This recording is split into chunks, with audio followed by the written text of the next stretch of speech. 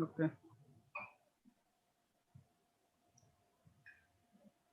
चालू झालं. सुरू करू. Shall I start with my discussion? Yeah, start. Okay. A very warm welcome to all my students all over the Mumbai University, zoology students under the university, and myself, Dr. Mangesh from Sant Raudu Maharaj Mahavidyalaya, Kudal. I am going to discuss one of the very important topics from your paper 4 and unit 2, that is unit of osteology. Before starting the lecture, I would like to one very important matter, that be safe, be at home, and take your care. Now I would like to start with my discussion over here, and I think you are quite able to see the screen over here. Today we are going to talk about vertebral column, the structure of vertebral column and its contents, and I will discuss as far as possible in this lecture. Now, obviously, when we start with this particular discussion, it is necessary to go through the definition of osteology. I will just run fast through the very basic points of osteology. Uh, you better know that osteology is the study of bones and endoskeleton in the body. That is, in fact, osteology is not merely related with a discussion of only bones. It is also related with discussion of or study of the cartilage also. So it is a term derived from the Greek term osteon, meaning bone, and logos, as we better know, is the knowledge or study of that particular parameter or aspect. So study of endoskeleton of an animal, or in fact here we are only confined with human beings. A study of endoskeleton of human beings can be called as osteology. Obviously, endoskeleton is the characteristic of uh, higher organisms belonging to the group of chordates. And I will not go in those details. What are the basic characters of chordates?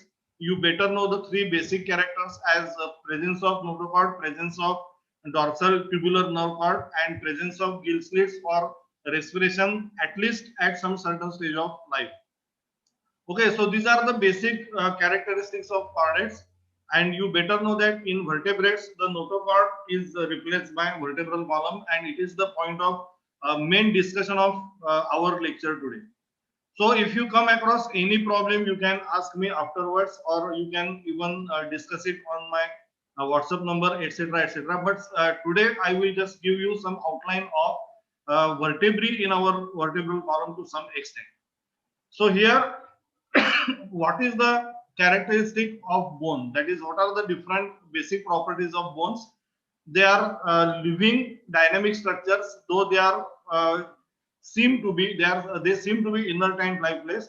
They are not like that. They are made up of living tissue and they are very dynamic structures. They are important for giving us, that is, giving the body of the animal a specific size and shape, and they are also important for attachment of various muscles, skeletal muscles in our body. As you better know, skeletal muscles are the muscles of movement and locomotion in our body. Those muscles are attached with different parts of endoskeleton, and even we know that bones are important for hemopoietic processes in our body. So there are a very large number of functions of bones which can be described separately in separate lectures, not a single lecture. They can be discussed in separate lectures. So here you know that bones are noted for their strength and resiliency during the life, and even the existence of bone remains even we are gone forever, and after even that is, it means even after our death, if our bodies are buried or burned, whatever it may be, bones still remain for a very longer time. Bones are not easily decomposable in the natural processes. Then another type of endoskeleton in our body is of cartilage, As compared to bone, it is highly elastic, and it is a type of special connective tissue, and it is having a very great significance in our body because cartilage is able to tolerate a large amount of pressure or tension. Then it can tolerate torsion and even bending of the body in certain places. So with this discussion, I will move forward to our vertebral column, discussion of vertebral column. We have total two types of endoskeletons in our body depending on their positions. Okay, so one type of endoskeleton is located along the hypothetical central axis of our body. We call it as axial skeleton, and it is composed of two important components as skull and vertebral column. And second one, which is aligned with these two, which is in connection with these two, and dispersed or distributed peripherally in our body, is known as appendicular skeleton. It is composed of bones of limbs, bones of ribs, and other similar bones in the body. So endoskeleton in our body is classified into these two types as axial skeleton and appendicular skeleton. I have not gone in much details of bones, properties of bones, chemical and physical composition of bone, etc., etc., because it is a separate topic in our syllabus, and I think you might have undergone already through those particular topics by some other resource persons. So I will directly move towards the main emphasis point, a main topic of our today's lecture as a vertebral column. If the gross anatomy of the vertebral column is concerned, so gross anatomy means the general outline of the structure. Now, I think you are all quite familiar with the specific functions of vertebral column. If any external examiner asks you in the interview, what are the functions of vertebral column? So immediately you just tell at least 2 to 3 functions, or you write 2 to 3 functions as number one. Vertebral column is the important endoskeletal part, axial endoskeletal part in our body, which is which is important for supporting the central tubular nerve cord, that is spinal cord. Okay, it is important for protecting and providing a passage for the spinal cord, which runs down from a lower part of the brain to the post-abdominal region. Secondly, the vertebral column is very important for balance and equilibrium of the body. Okay, you better know that vertebral column is not the only structure which is meant for balance and equilibrium of the body. Along with vertebral column, two other structures are involved in the process, as hypothalamus, that is lower part of our brain, and also we know that our both ears along with their internal structures are involved in balance and equilibrium of the body. But specifically, vertebral column is important in balance and equilibrium along with those two structures. And the third important function of vertebral column is to provide a base for attachment of various skeletal muscles which are present in our abdominal region. So basically, a vertebral column serves for a various number of functions in our body. Then you better know that vertebral column is not a single long bone. It is actually a column which is segmented, and those segments, that is that segmentation, starts right from our neck region and ends into our abdominal, that is post abdominal end, that is tail end of our body. You better know that there are some invertebrate organisms like annelids or arthropods are there to some extent. In some cases, echinoderms are there. Those who are having a specific type of metamerism or segmentation of the body. That segmentation in those cases, that is in case of earthworm, that is in case of annelids or in case of arthropods, is seen externally as well as internally, and segmentation in those invertebrates is specifically meant for division of labor of the internal organs. It is distribution of work, proper distribution of work and proper coordination and communication of the internal organs is the basis of segmentation in those cases. We are not having any segmentation as such, which is seen in case of earthworm or arthropods, but still we have segmentation, and that segmentation in our case is seen in case of the vertebral column. And that segmentation in our body is also meant for distribution of work. That is, it is required to to balance and to coordinate properly the abdominal visceral organs which are present over there. So here, coming back to the point, vertebral column is a segmented structure in our body, and it is having a number of segments, 33 different segments, which we call as vertebrae in our structure. So basically, when we talk about gross anatomy, vertebral column in our body, if the average height of the person is concerned, it is 28 inches in length, and it lies along the medial border of scapula, and it runs, that is vertebral column runs parallel to that. Here this is, I think, some typing mistake that had occurred from by me. So it runs parallel to the abdomen, and it is having a attachment with the ribs of the chest region. So here, if you just go through this particular presentation, you will get what is the exact meaning of the vertebral column and how the attachments are and arrangements are there. Just I said there are total 33 vertebrae in our vertebral column.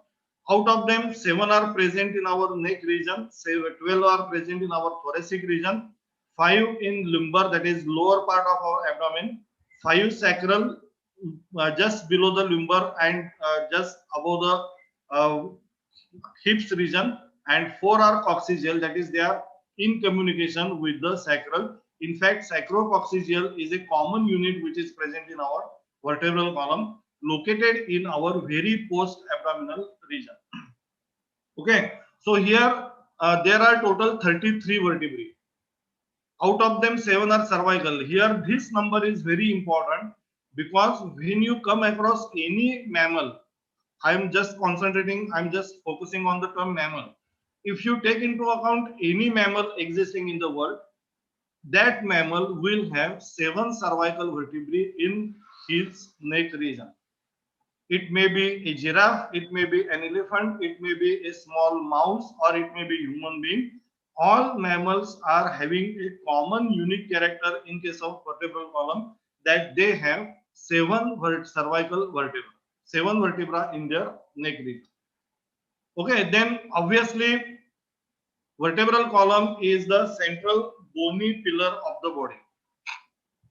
It is the bony pillar, central, that is running along the central hypothetical axis of the body. Then it is important for supporting the skull, then pectoral girdle, that is the girdle which is present in the shoulder regions, then upper limbs, and then the thoracic cage, that is cage of the ribs. And through the central cavity of the vertebral column, as I just said a few minutes earlier, spinal cord runs down, and the roots of that spinal cord come out, that is they are present, they are embedded in the thoracic, that is vertebral column, and their branches come out to provide to the respective part of the abdomen. Okay, so here spinal cord runs down the vertebral column, but its branches are allowed to come out of the vertebrae. There are specific openings, there are specific passages kept for those particular nerves, branches of spinal cord to come out, and they provide their branches to the concerned part of the abdomen.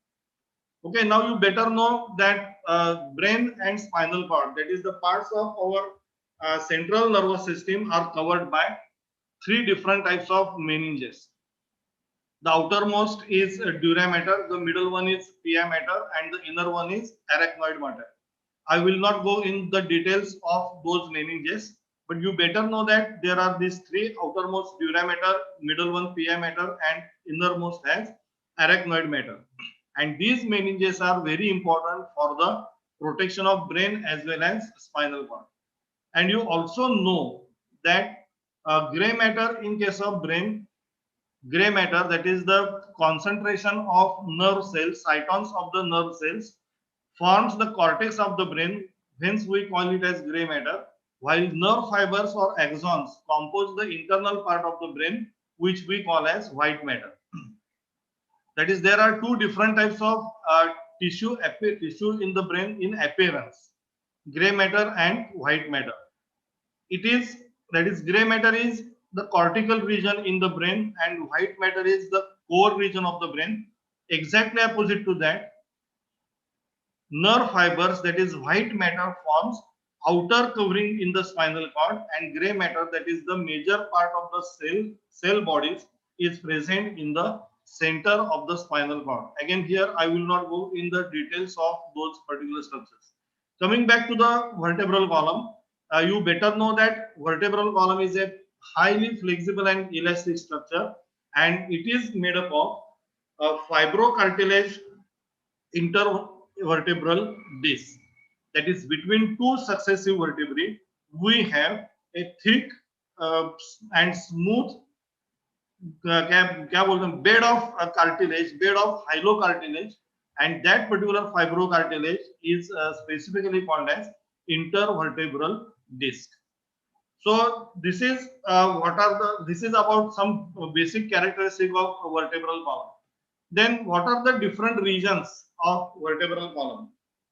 So just mentioned earlier in the last slide, there are 7 cervical vertebrae, 12 thoracic, 5 lumbar, 5 sacral, and coccygeal are 3 to 4. Then what is the appearance, that is what is the exact nature of the vertebral column? Again, this is just for your information. It is not expected that you should write it in your answer sheet or question paper, or it is possible that the examiners, practical examiners, may not ask you regarding this, but I think that it is necessary for your basic information about the vertebral column. We better know that it is present in our body right from the birth. It is convex posteriorly, and exaggerations of the vertebral column, for example, kyphosis, which is also known as round back or hunchback in some cases. If the abnormality is extending beyond the limits, excessive outward curve is seen. It is an abnormal rounding of the back, and it is specifically called as round back or hunchback. It can occur at any age, but during adolescence, it may be more distinct if that is depending on the nature of that particular individual. In Marathi, we call it as kubad. Marathi मध्ये त्याला आपण kubad म्हणतो ते. Whereas it can be observed as a hump on the in a type of hump on the back of the concerned person. But in later ages also, that is after 60 or even after that, such bending of the vertebral column may be seen, but it is not kyphosis. It is bending in the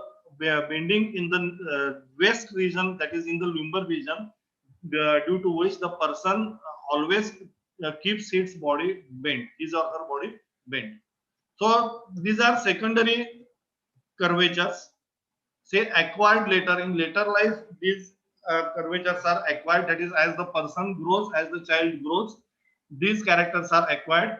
Our vertebral column is posteriorly concave, especially it is seen in cervical and lumbar region, and its exaggerations, that is disorders, are very typical. For example, lordosis, it is inward curve of lumbar spine just above the buttocks, and small degree of lordosis may be normal, and too much curving is called as swayback. It is seen in very less number of people. It is not a common disorder. In certain situations, lordosis may occur in the individuals. So these are secondary normal curvatures. You can see here how the vertebral column can be seen in different views. See, this one is the ventral view, that is from the front side. The vertebral column in human being can be seen like this. From the side, it can be seen like this. and from the dorsal side, that is from the back, it can be seen like this. Okay, so here there are differences in appearance depending on the direction from which we observe the vertebral column. Usually we see the vertebral column when we go to any doctor or orthopedic surgeon. In X-ray, usually we see that these curvatures of the vertebral column mean a lot for the normal working of our endoskeleton. Please remember that vertebral column is not a single bone, and it is not a column which is having a obvious straight view or straight structure. It is made up of all these segments, and it is having curvatures in the places at some certain places, and these curvatures mean a lot for us. This is the sacrum and this is the coccygeal region in the particular case. So here you can see what are the characters of vertebra. General characters of vertebra are like this: round body, that is body is anteriorly rounded, and vertebral arc is present in the posterior side. These particular points that we are discussing are the characters of a common vertebra. Vertebral foramen is present. Foramen means opening or aperture. There is a passage for spinal cord to run down through the vertebral column, and the passage in case of each vertebra is specifically called as foramen. Okay, then vertebral arc. Vertebral arc means it is the curvature present towards the posterior end of the vertebra, and that vertebral arc gives rise to different 7 processes which are generally categorized into 3 different types as spinous processes, transverse processes, and articular processes, which are also known as zygapophysis. Okay, so here you can just remember that there are 3 types of processes over here, but it is not always necessary that every vertebra should have all these 3. In some cases, you may find that spinous processes are absent or spinous processes are not that much developed, or in some cases, you may find that articular processes are not equally observed, equally seen as in case of other vertebrae. That is, in case of some vertebrae, the structure and nature of zygapophysis, articular processes differs. So, in general characteristics, you can just remember that every vertebra has a round body, more or less round body. Vertebral arc is present over there. Essentially, every vertebra has a passage or opening known as vertebral foramen. It is meant for running down of spinal cord and meninges. And every vertebral arc gives rise to 7 different processes classified into these 3 types. So this was regarding characters of vertebra. Now here, if the disc or symphysis of vertebral column is concerned, then these are the characters of those particular structures. In every successive vertebrae, that is, in every 2 successive vertebrae, we find that there is a layer of cartilage, there is a bed of cartilage. That cartilage is usually fibrocartilage type. You better know the types of cartilage as hyaline cartilage, fibrocartilage, and etc. etc. There are 3 types. Then these beds are usually composed of, that is usually covering 20 to 30% of total length of the vertebral column. That is, in every 2 successive vertebrae, there is a disc, there is a cartilage disc, and you better know what is the function, what is the significance of that disc present in between the 2 successive vertebrae. That disc is important, first of all, for preventing any type of friction of the successive vertebrae on each other during a movement and locomotion of the body. That is, they are, as they are made up of cartilage, they are important for shock absorber, absorbing shock from the any uh, area of the area, any area in the surrounding. It may be internal or it may be external. So disc or symphysis covers almost 20 to 30% of the total length of the column. Disc is thicker in cervical and lumbar region as compared to other parts, and it is obvious. Logically, you can even easily understand immediately why it is required to be thick in cervical and lumbar regions. Cervical means neck region and lumbar means lower waist region, and bending of the body or movement of the body is more in these two regions, and hence why obviously greater flexibility and thickness of the disc needs to be more in that region. And as compared to cervical and lumbar region, these cartilaginous discs, intervertebral discs, are thin in the thoracic region, and due to that, our thoracic region is less flexible. Till date, I have not seen any person who can bend its body through the thoracic region. Okay, if you know any person like that, you can you show its video to me, or any reference to that, any reference of that person who can bend its body through the back region.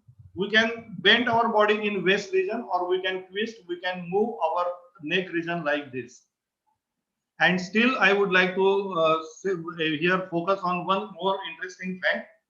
Many of you might have been very familiar to that, that we can just move our neck only in the angle of 90 degrees maximum, just like owls and other animals.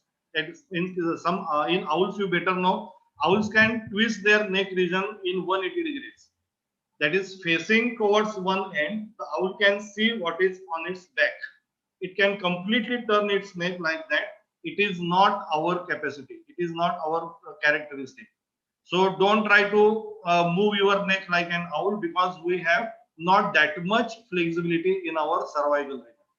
Then structure of the disc is specifically made up of fibrocartilage. Annulus fibrosus is the specific name for that cartilage, and it is a vascular region. That is, that particular portion is not supplied densely with blood circulation. You better know what happens if intervertebral disc is moved, if it is rasta, that is, if it is reduced in its thickness, or if it gets any problem. Any problem with the disc, intervertebral disc, we call it as a slip disc, or we call it as a spondylitis. Okay, there are so many types of that particular kind. Then what are the motion segments in the vertebral column?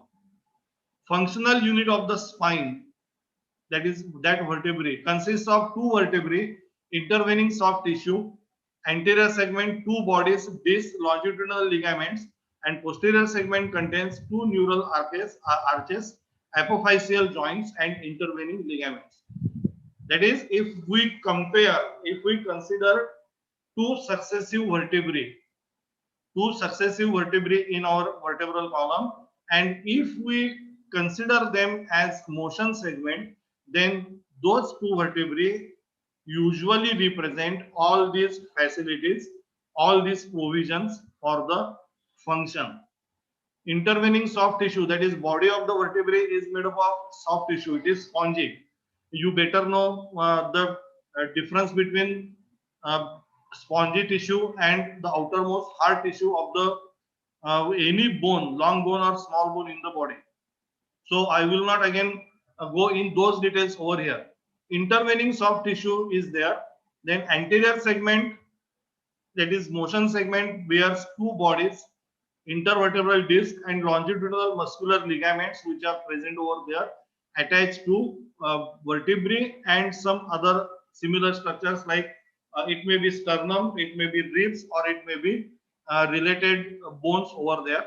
Then posterior segment is there, which is present on our back side. There are neural arches, apophyseal joints, that is joints with the other bones, and intervening ligaments, that is ligaments which are connected with the other neighboring bones in that particular area.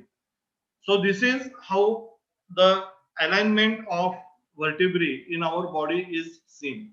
See, this is one vertebra, this is the successive second vertebra, and in between two vertebrae, this blue line here represents the intervertebral disc.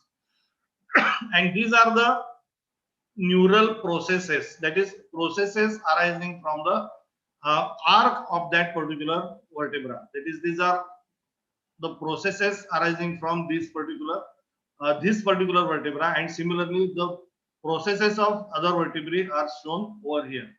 This is the general outline. This is not the complete vertebral column. This is general outline how the vertebrae are interconnected, interlocked, and related, that is functionally related with each other. See here, uh, what is the external feature of any given vertebra. I will discuss it in the next few slides. See here, you can see how the vertebrae can be classified and can be shown over here. So here in this particular slide, you can see the upper view or superior view of vertebrae, and this is the lateral view of vertebrae. Okay, so this one, that is this particular figure, these two figures are representing cervical vertebrae. These two figures are representing thoracic vertebrae, and these two are representing lumbar vertebrae. Okay, now in the immediate first view, that is in the glance, even you can differentiate, you can distinctly observe difference between the structure and overall nature of the vertebrae. So if you see over here, you can see that cervical vertebra is comparatively smaller if the thoracic and lumbar vertebrae are concerned. Okay, cervical vertebrae are quite much smaller. Again, I will repeat, cervical vertebrae are the vertebrae which are present in the neck region. So they are quite smaller as compared to these two. Body of the cervical vertebrae is slightly rectangular as compared to the thoracic and lumbar vertebrae. Thickness of the body is also lesser as compared to thoracic and vertebrae. As we go down from neck region to our waist region, that is lumbar region, the body of the vertebrae becomes more and more thick, and also it becomes more and more bulky. Okay, so size of the body of the vertebrae is also different.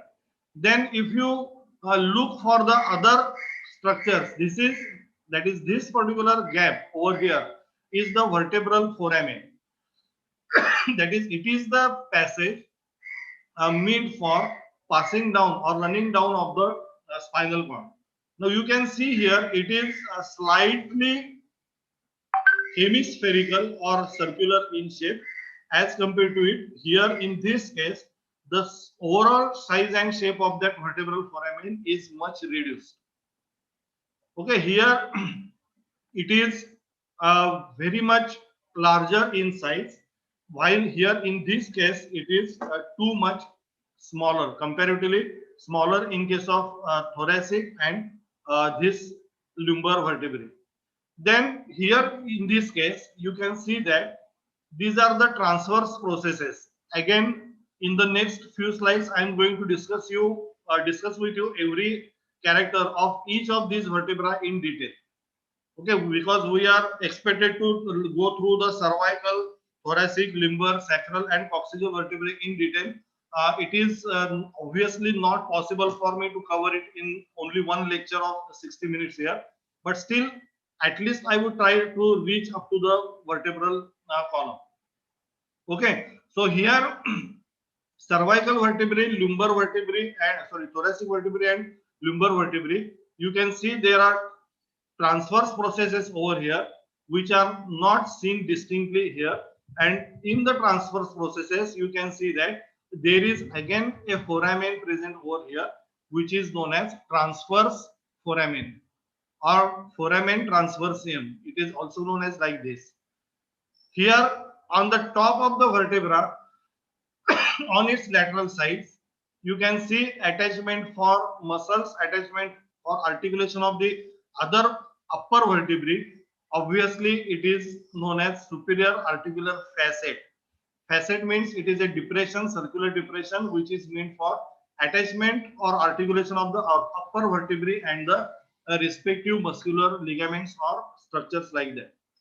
Okay, so here this is the structure of cervical vertebra. Here you can see the this particular complete structure is known as vertebral arc, and this vertebral arc is composed of a very flat bone which is known as lamina over here. Lamina, I think you better know the meaning of that term. Lamina means nothing but a flat structure like a page of a book. It is laterally compressed, even vertically also. That is vertically also it is not that much thick, but it is compressed from its lateral sides, and it is just a flat page-like structure which we call as lamina. So in superior view, the cervical vertebra appears like this, and in lateral view, it appears like this.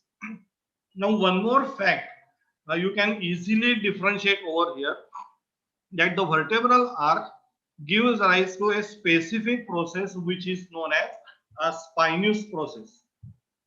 Okay, here then what is the specificity of this spinous process? Spinous process in cervical vertebrae is comparatively smaller, and only in cervical vertebrae the spinous process is bifid, that is it is having a branching structure. There are two branches over here as you can see, but those branches or bifid nature of spinous process is not seen in any of the thoracic vertebra or lumbar vertebrae in our body. So here spinous process is bifid only in case of typical cervical vertebrae.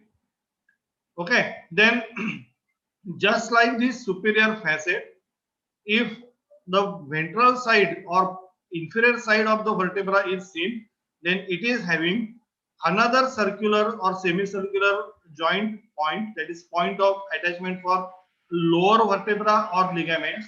It is known as inferior articular process or inferior articular facet. It means that there are two facets, one on upper side and another on lower side. This articulates with the upper vertebrae or muscular ligaments over there or both, and this one articulates with lower vertebrae, that is successive vertebrae, as well as ligaments over there, and it is known as inferior articular process. Now you can see here the inferior articular process in this vertebra is present downwards, and it is facing slightly backwards. It is facing over here. Here the inferior articular facet is facing backwards, and as compared to this vertebra, the number of such articular facets are more over here.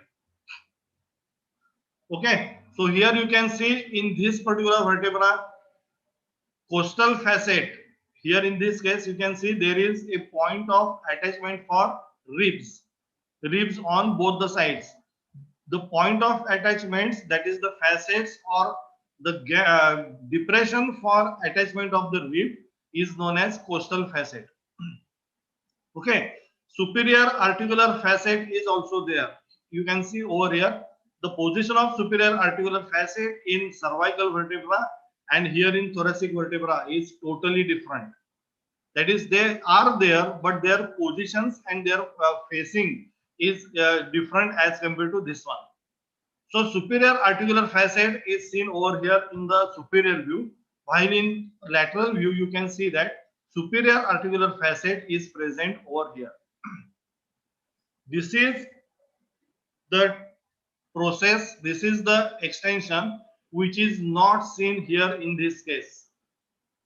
Okay, this is a thumb-like extension of the vertebra, which is important for interlocking of the vertebra like this. See here, this particular process of upper vertebra overlaps the same process of the lower vertebra. Okay, so this is the attachment in the successive vertebra in the thoracic region or even lower to the particular structure. Then the costal facet, which is seen here like this, can be seen in lateral view at this particular point. inferior articular facets are present here and they are facing backward. And along with these inferior and superior articular facets, we have two additional facets as superior demifacet and inferior demifacet over here. Okay, transverse process is actually this one on which the costal facets are there, but the inferior demifacet and superior demifacets are themselves located on the body of the particular vertebra or this particular extension, a stalk like structure which is called as pedicel. See here, this is the body of the vertebra and these are the processes. Okay, the processes of vertebra. Body and processes have a common structure among them. This one, which is a stalk-like structure, which we usually call as pedicel of the or pedicle of that particular vertebra. In fact, pedicle is the right pronunciation. Pedicle of that particular vertebra. So this pedicle bears superior and inferior demifacets for the attachment of ligaments and attachment of the other concerned structures. So a thoracic vertebra has its own specific characteristics like this. If you compare both these vertebrae with the lumbar vertebrae, you will again find some other structures. So here in this case, you can see that the spinous process is very short, is very thin and bifid. That is, it is having two branches. It is bent slightly downwards, slightly downwards. Here you can see that the spinous process is thick.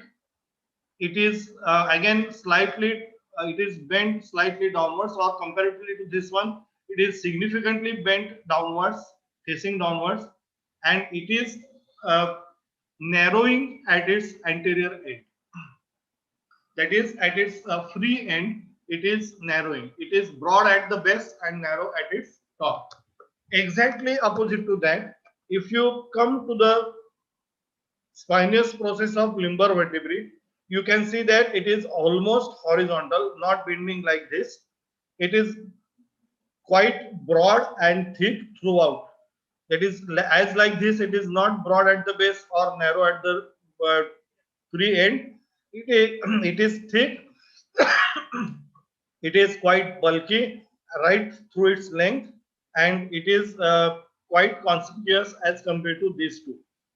And as compared to these two, the end of spinous process in lumbar vertebrae, it slightly squarish. You can see here again the different position of inferior articular facets and superior articular facets over here. That is, these two facets are different in position as compared to the thoracic vertebrae as well as the lumbar vertebrae. Again, I will remind you that I am going very superficially while talking about the structure of vertebrae, because in the, if allowed and if I get a chance to discuss with you more, then we can discuss the structure of each and every vertebrae in detail as it is expected in your syllabus. So here the spinous process differs in every case like this. Now here, if you go through this particular point, if the body of the vertebra is concerned, body of lumbar vertebra is quite bulky and the central portion, that is spongy tissue of the body, is very uh, dense, very larger in size as compared to these two. Then you can see the transverse processes, then spinous process. As compared to these two, spinous process of lumbar vertebrae is quite much longer. It is having a blunt end, not narrow or even not bifid. It is quite larger one and round at its end. It is blunt at its end as seen over here. And superior articular processes, inferior articular processes and facets are seen, which are similarly seen over here, but still their facing and positions are much different in the thorax lumbar vertebrae. So this was about the general outline of the three vertebrae: cervical, thoracic and lumbar.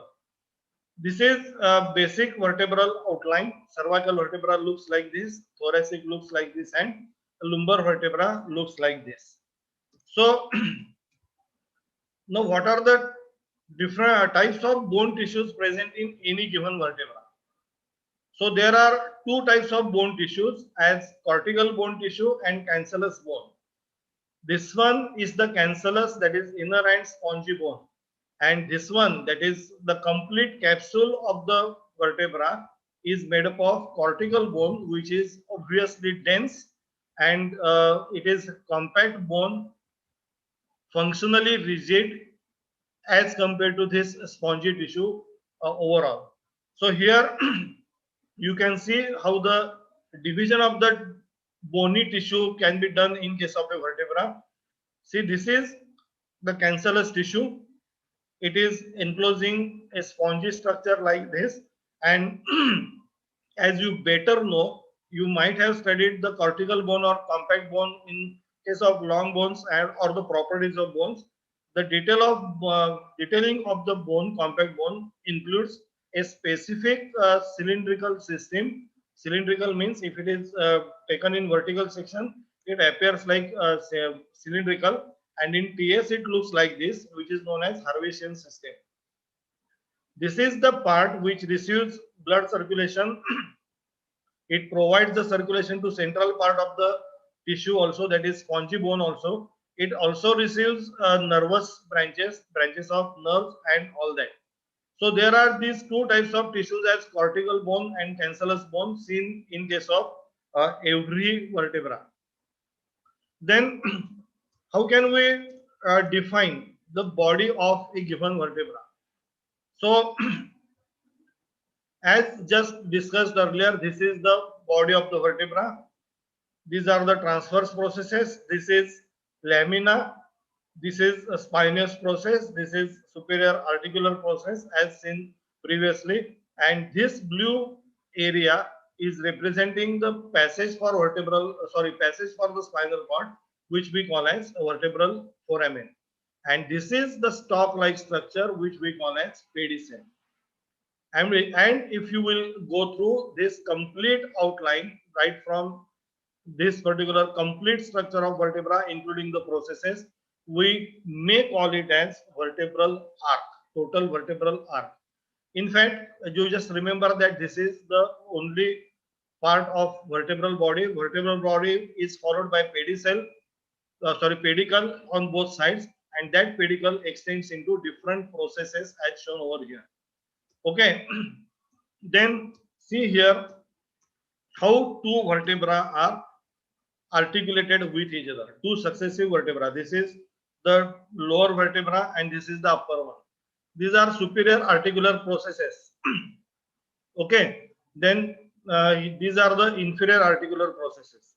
Now here you can see that inferior articular processes of upper vertebra is articulated with superior articular process of lower vertebra, and this particular joint is formed, which is specifically called as zygapophyseal joint or facet joint, which was discussed earlier.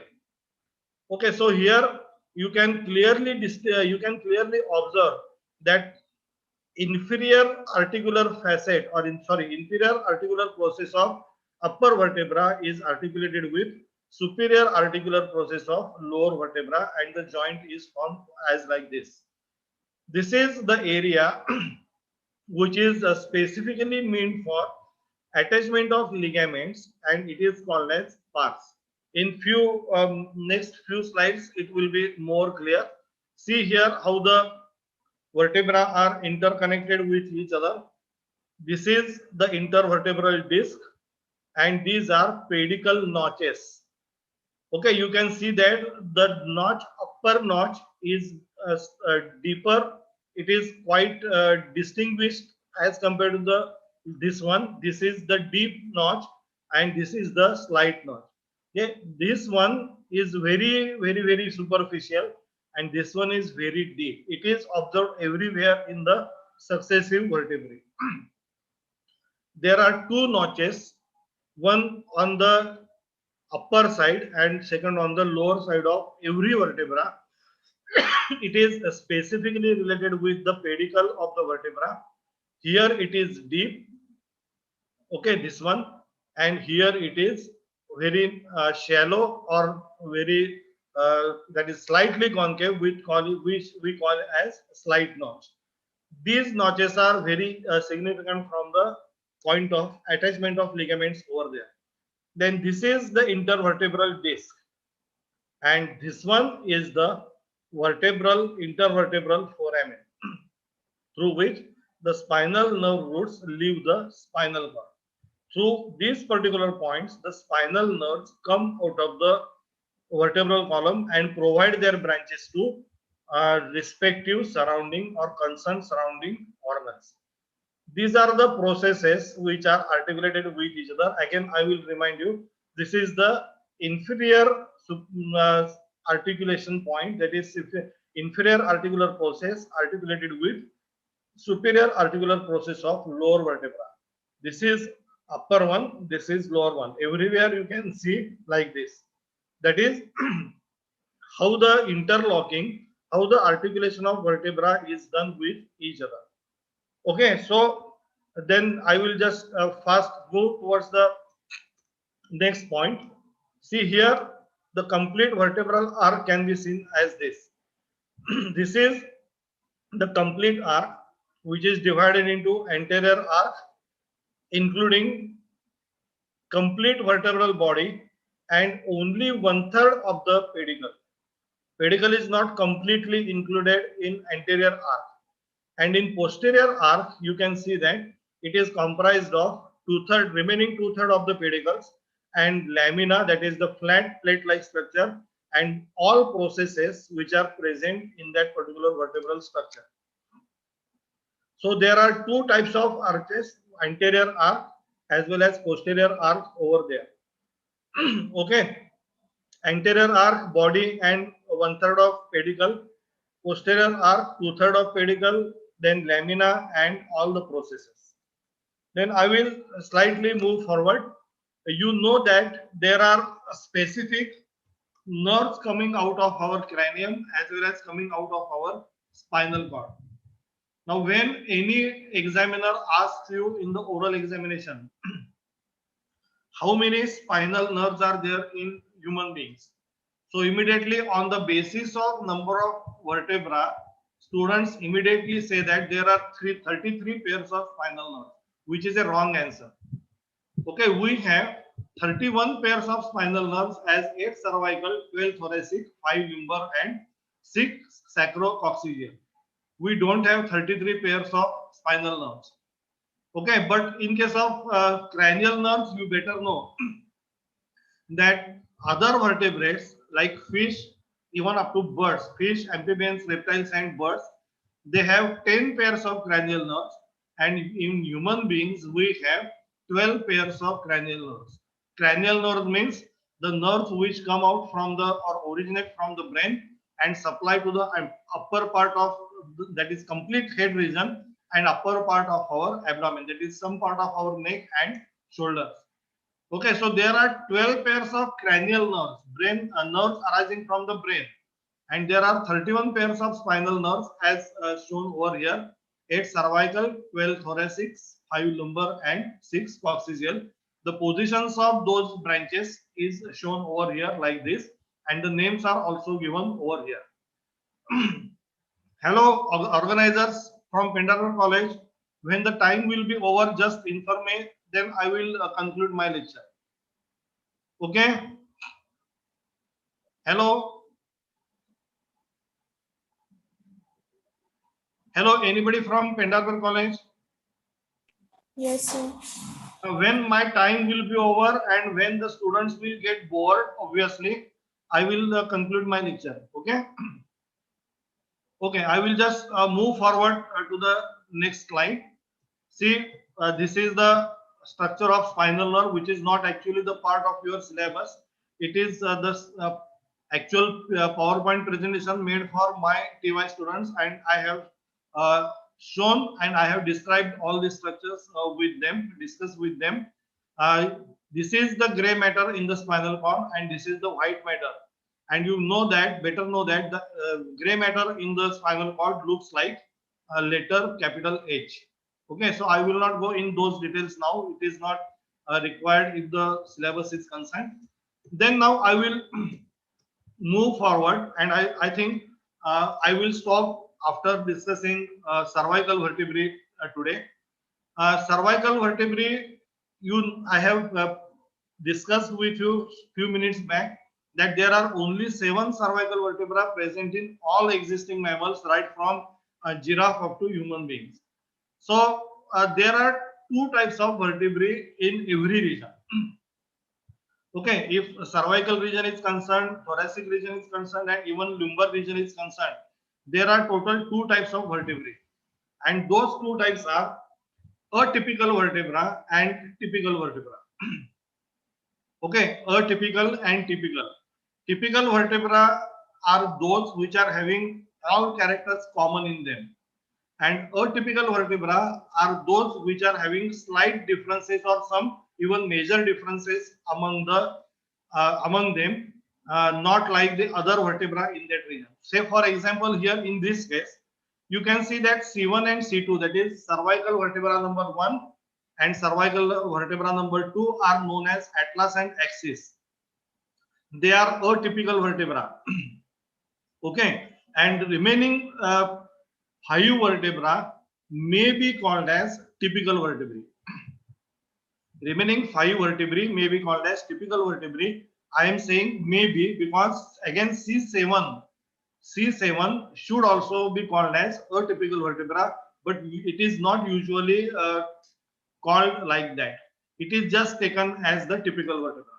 According to me, it should be called as atypical. Okay, so leave that point aside. C1 and C2 are different from other 5, and hence why they are called as atypical vertebrae, and these other 5, that is C3 to C7, are called as typical.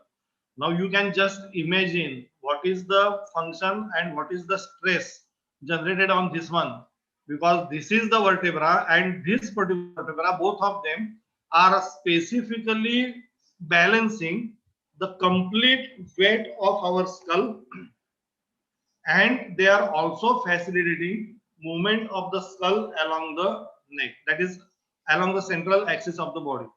No doubt all 7 vertebrae are involved over there, but the major role to play is given to these 2, atlas and axis, and obviously these 2 are having specific structures which are not seen in C3 to C7.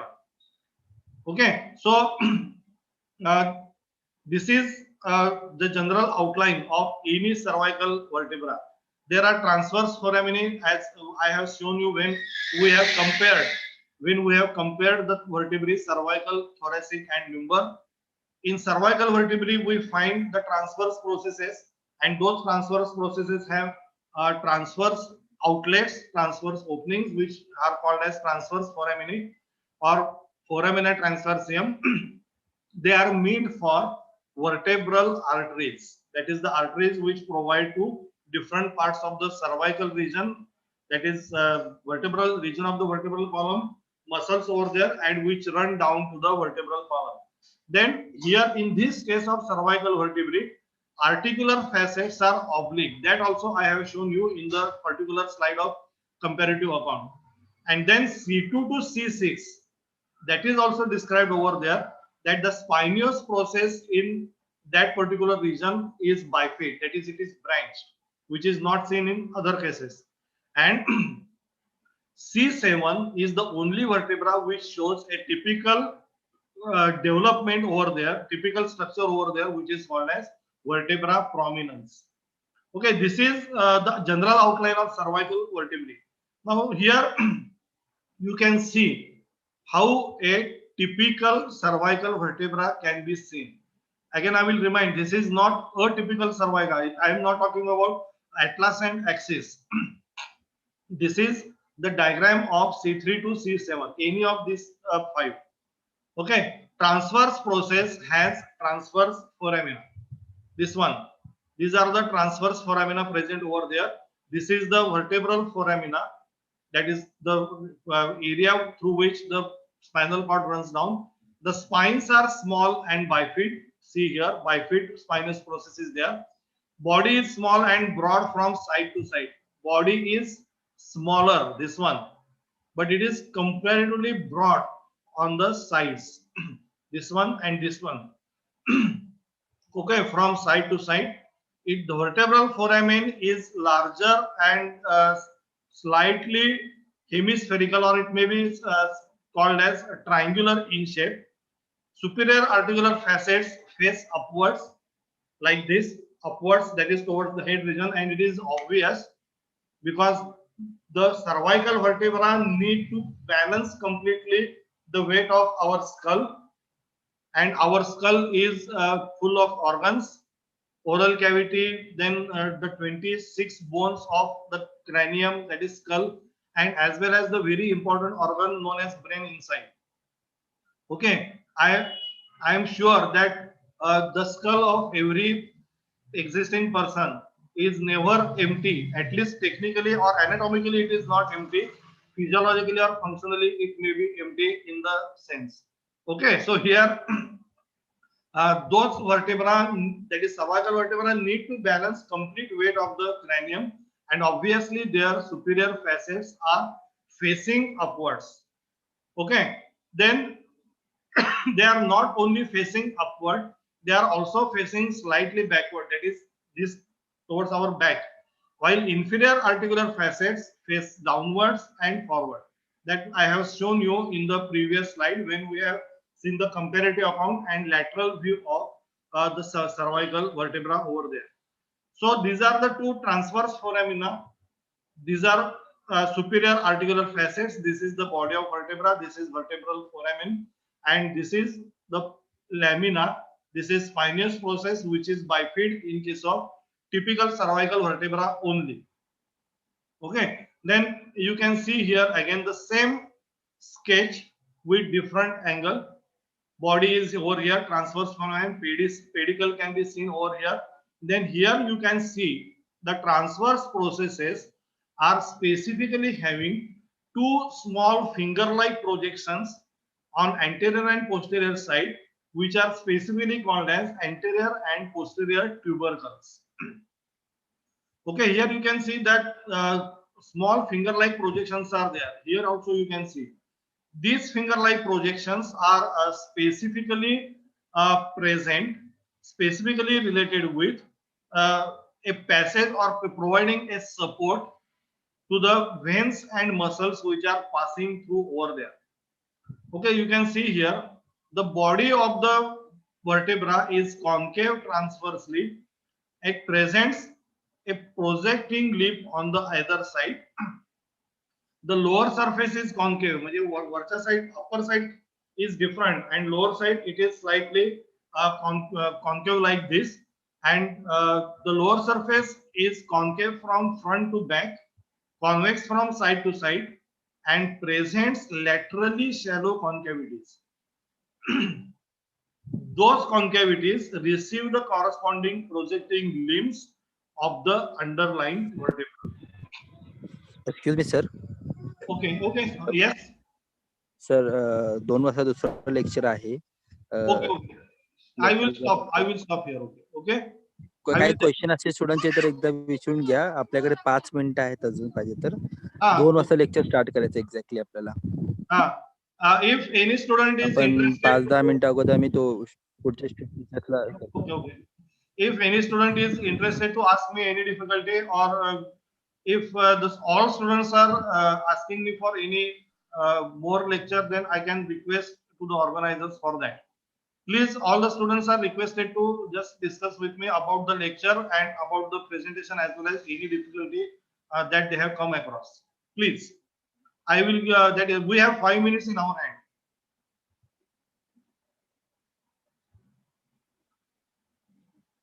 The students who are attending this lecture, please, you can discuss with me any point in your mind. Sir युट्यूबला काही question नाहीयेत. I think स्टुडंटला इथेही question नसावे. Okay, okay, okay. तर आपण तो stop करू. हो stop करा. I will just thank to organizers for giving me this opportunity for delivering the lecture. And thanks to all. Have a good day. Take care and be safe. Thank you. Thank you, sir. Thank you for giving us a great knowledge, sir. Thank you. Okay, thank you. Amit.